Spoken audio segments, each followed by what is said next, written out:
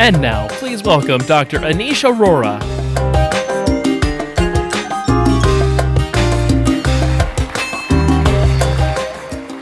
Good afternoon. It's great to be with you all. Today, I'll take a personal look back at some research and transition outcomes in achieving scalability in deeply embedded sensing and networked computing. Many of these outcomes were funded by DARPA. I'll also touch upon some challenges that we encountered which constrained the transitions. And then I'll try and call out some recent evolutions that will support the next generation of work in this space. So for starters, let me just roll back a couple of decades, which is ancient by DARPA standards. With a multi-university and company team in the Network Embedded Sense Systems program, we studied vibration control for rocket fairing structures. And you used a distributed array of acoustic controllers.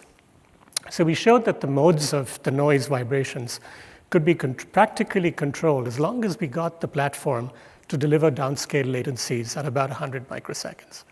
Now you roll 10 years forward, and in the Adaptable Sensor Systems program, this translated to showing that on a smartphone scale system on chip, an autonomous drone could be controlled to fly in a stable way, concurrently with a host of other processing happening on board, as long as the latency was on an open architecture, open source platform on the order of a few milliseconds with very high likelihood. So a different sort of scalability was achieved when we developed wireless sensor networks that spanned large geographic regions without assuming any infrastructure. So these networks performed surveillance in the form of target discrimination and tracking. So our field experiments were at the scales of many thousands of nodes.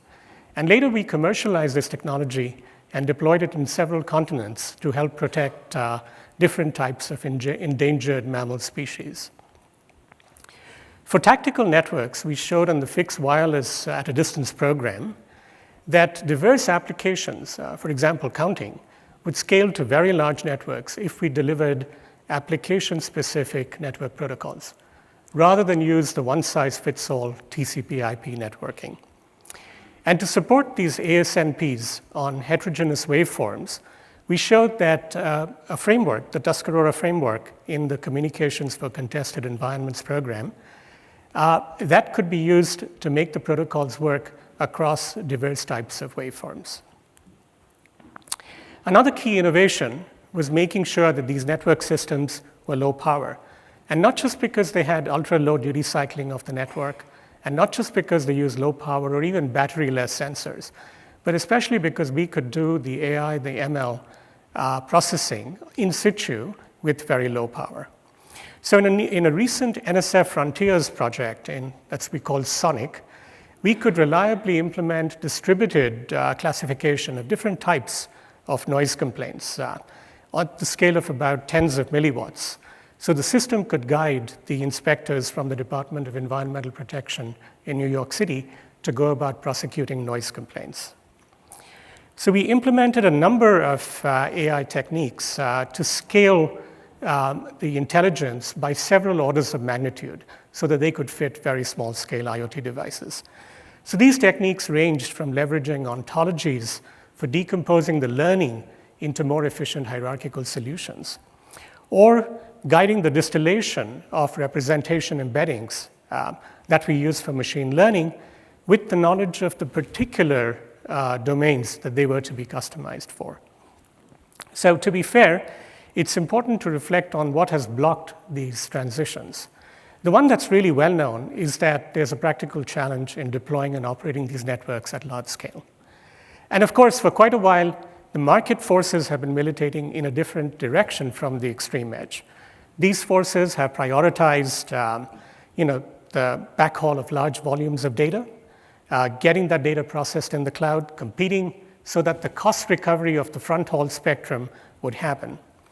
Meanwhile, several issues remain in the software ecosystem for the IoT, where the realization of security and latency has been constrained.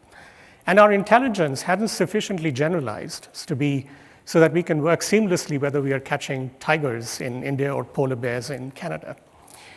But at the same time, fortunately, there are a very interesting set of recent enablers that are making transition much more likely to succeed. For one, 5G is increasingly showing organizations how to make densified deployments. Commercial support for edge computing is showing us how to program software-defined networks and intelligence on the extreme edge. And of course, Moore's law has pitched in. Our hardware and software keeps getting better TPMs, better accelerators. And last but not least, on the research front, I'm particularly excited about physics-guided machine learning and the kind of distributed reinforcement learning that my colleague Elam spoke about.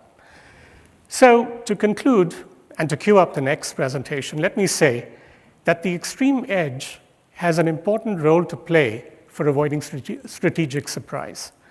We are increasingly in a situation, not only in proxy settings and settings where our adversaries have asymmetric advantages, but also within the boundaries of our own nation, where we've engineered a hyperconnectivity.